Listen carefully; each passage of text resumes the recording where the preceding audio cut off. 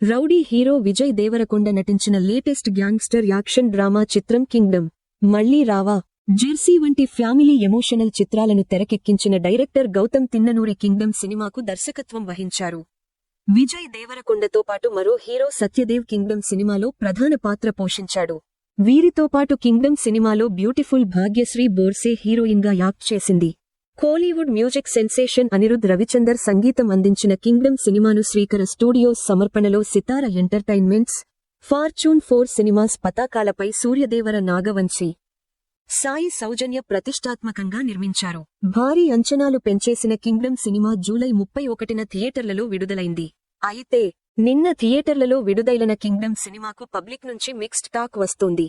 సినిమాలో visuals, cinematography, real locations చాలా బాగున్నాయని ప్రశంసలు కురింపించారు.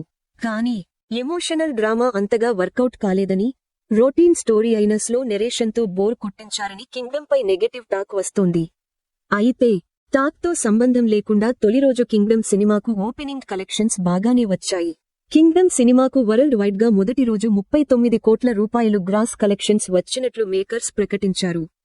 మిక్స్డ్ టాక్, బాక్సాఫీస్ కలెక్షన్స్ నేపథ్యంలో కింగ్డమ్ ఓటీటీ స్ట్రీమింగ్ పై ఆడియన్స్ లో ఇంట్రెస్ట్ క్రియేట్ అయింది. థియేట్రికల్ రిలీజ్ కు ముందే కింగ్డమ్